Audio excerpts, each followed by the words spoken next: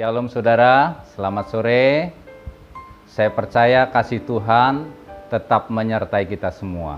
Pada sore hari ini, kita mau sama-sama belajar kebenaran firman Tuhan yang terambil di dalam Lukas 22 ayat 39. Saya bacakan untuk kita semua. Di Taman Getsemani. Lalu pergilah Yesus keluar kota dan sebagaimana biasa ia menuju Bukit Zaitun. Murid-muridnya juga mengikuti dia. Setelah tiba di tempat itu ia berkata kepada mereka, "Berdoalah supaya kamu jangan jatuh ke dalam pencobaan." Kemudian ia menjauhkan diri dari mereka kira-kira sepelempar batu jaraknya. Lalu ia berlutut dan berdoa katanya, "Ya Bapakku, jikalau engkau mau, ambillah cawan ini daripadaku. Tetapi bukanlah kehendakku, melainkan kehendak-Mu lah yang terjadi." Maka seorang malaikat dari langit menampakkan diri kepadanya untuk memberi kekuatan kepadanya. Ia sangat ketakutan dan makin bersungguh-sungguh berdoa. Peluhnya menjadi seperti titik-titik darah yang bertetesan ke tanah. Lalu ia bangkit dari doanya dan kembali kepada murid-muridnya. Tetapi ia mendapati mereka sedang tidur karena duka cita. Katanya kepada mereka, "Mengapa kamu tidur? Bangunlah dan berdoalah supaya kamu jangan jatuh ke dalam pencobaan." Haleluya. Bapak Ibu Saudara, perikop ini kita bisa jumpai di dalam Matius, Markus, dan Lukas. Ada sebuah pelajaran yang sangat baik pada perikop ini. Kenapa saya katakan begitu? Yang pertama, saudara, perikop ini mengisahkan tentang bahwa Tuhan Yesus benar-benar 100% Allah, namun juga 100% manusia. Di dalam 100% Allahnya, dia sudah melihat hari ke depan, di mana dia harus mati di kayu salib. Untuk apa, Bapak Ibu? Untuk menebus dosa manusia. Namun di dalam kemanusiaannya, sebagai manusia, dia harus mengalami siksaan, hinaan. Tentu saja itu bukan perkara mudah.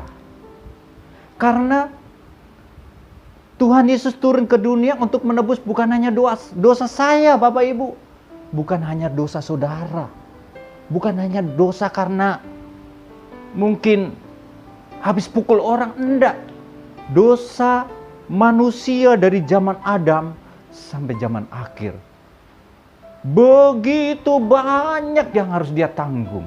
Oleh karenanya, Tuhan Yesus sebagai manusia, dia membuktikan bahwa aku mengasihi engkau. Aku mengasihi saudara. Tuhan Yesus mengasihi kita. Kenapa Tuhan Yesus harus turun ke dunia? Kenapa dia tidak bisa menebus dari surga? Saya mau sampaikan. Kalau kita di Jakarta hari-hari ini, Bapak Ibu, saudara naik motor, masuk jalur busway, saudara akan ditindak oleh petugas. Saudara akan diberi surat tilang, sehingga pada hari yang ditetapkan, saudara akan datang ke pengadilan. Setelah hari yang ditetapkan, mungkin ada beberapa di antara kita berpikir, saya mau berbuat baik, saya mau sapu-sapu jalanan. Oke, kita boleh sapu jalanan. Hari berikutnya saudara mungkin punya berkat, saudara bapak bawa beras, bagi-bagi ke orang miskin. Boleh. Hari berikutnya saudara beli Indomie, beli minyak, dibagi-bagi, saudara bersedekah. Intinya saudara berbuat baik.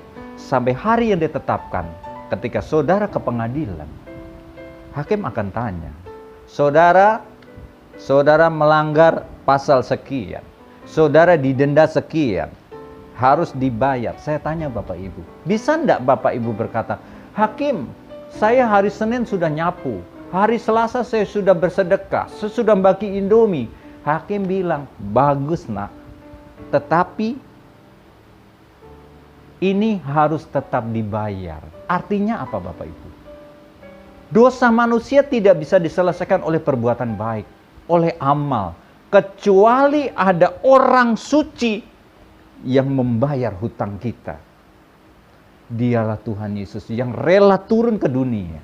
Artinya apa? Sebagai manusia, dia tidak pernah berbuat dosa, tetapi dia dijadikan dosa. Dosa siapa Bapak Ibu? Dosa saudara, dosa saya, dosa nenek saya, dosa orang tua saya, dosa kita, dosa dari zaman Adam sampai zaman akhir. Itu yang pertama. Yang kedua, ketika di Taman Getsemani, Bapak Ibu, Tuhan Yesus berdoa sampai peluhnya meneteskan darah. Bahkan kalau kita baca di dalam Matius, Tuhan Yesus ajakkan muridnya 3 orang. Tuhan Yesus sementara berdoa, dia ajak muridnya ikut berdoa. Sementara Tuhan Yesus selesai berdoa, dia jumpai murid-muridnya tidur. Sampai 3 kali. Akhirnya Tuhan Yesus berkata, berdoalah dan berjaga-jagalah. Tidak bisakah kamu berjaga-jaga dan berdoa 1 jam saja? Bapak Ibu, hari ini adalah kesempatan kita untuk membuktikan iman kita. Ketika gereja pintu-pintu tertutup hari-hari ini, adakah mesbah keluarga di rumah kita? Bapak-bapak, engkau yang jarang pulang atau pulang ke rumah orang lain, hari-hari ini kesempatan untuk pemulihan keluarga. Ibu-ibu, doamu yang sementara ini bertahun-tahun suami tidak pulang ke wanita lain, hari ini adalah kesempatan pemulihan keluarga. Bapak-bapak, engkau yang lama tidak pulang, saya sampaikan, Pak, pulanglah Pak. Keluargamu menunggu. Ibu-ibu yang engkau berbuat juga yang sama, pulanglah. Tuhan sedang melawat keluarga. Lawatan dimulai dari keluarga, Bapak Ibu. Tuhan Yesus mengajarkan kepada kita, mari kita berdoa. Kenapa kita harus berdoa, Bapak? Supaya kita terlepas dari pencobaan. Karena kita tidak lepas dari pencobaan. Tuhan Yesus saja dicobai oleh iblis. Apalagi saudara, apalagi saya. Yang ketiga. Yang pertama, Tuhan Yesus membuktikan dia 100% Tuhan dan manusia. Yang kedua, Tuhan Yesus mengajarkan kita berdoa. Yang ketiga, di dalam doa, di situ ditulis malaikat Tuhan turun. Ngapain malaikat Tuhan turun, Bapak Ibu? Artinya apa? Ketika kita berdoa, Tuhan memberikan kekuatan. Apa masalah saudara hari-hari ini? Kehilangan pekerjaan karena wabah, tidak bisa dapat penghasilan, kebutuhan jalan terus. Pak, Bu, saudara mau ngadu ke sebelah sama, saudara mau ngadu ke tetangga, semuanya sekarang tinggal di rumah. Kita bisa mengadu. Oleh karena pengorbanan Yesus, dia membuka tirai bait suci. Artinya apa? Kita dapat datang langsung kepada Tuhan. Naikkan doa-doamu kepada Tuhan. Amin buat firman Tuhan. Kita berdoa. Bapa di dalam surga, kami bersyukur Tuhan, memiliki Allah seperti-Mu Tuhan, yang turut merasakan Tuhan segala kelemahan yang kami rasakan. Kami berdoa Tuhan buat umat Tuhan, buat jemaat Tuhan di GBI Rock secara khusus Tuhan. Engkau memberkati mereka Tuhan.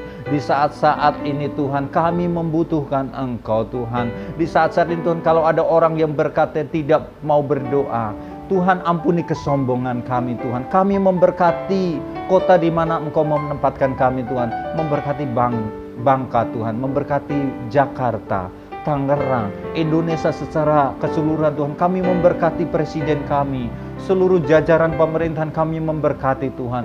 Biarlah Tuhan melalui kejadian ini Tuhan, Engkau punya rencana Tuhan. Hanya rencana-Mu Tuhan yang boleh terjadi atas bangsa ini Tuhan. Sehingga Tuhan, banyak jiwa Tuhan boleh mengaku Tuhan bahwa Engkau-lah juru selamat satu-satunya Tuhan. Bersyukur buat firman Tuhan yang sudah kami dengar. Tuhan, hamba-Mu selesai berbicara, biarlah Engkau sendiri Tuhan yang senantiasa berbicara dalam kehidupan kami melalui Roh Kudus-Mu, Roh Allah Tuhan, yang menaburkan firman-Mu Tuhan, sehingga firman-Mu yang sudah kami dengar boleh tumbuh dan berbuah, sehingga kami Tuhan boleh menjadi saksi-Mu Tuhan di tengah-tengah dunia ini. Di dalam berkat nama Tuhan Yesus Kristus kami berdoa. Haleluya. Amin. Tetap di rumah, tetap berdoa. Shalom.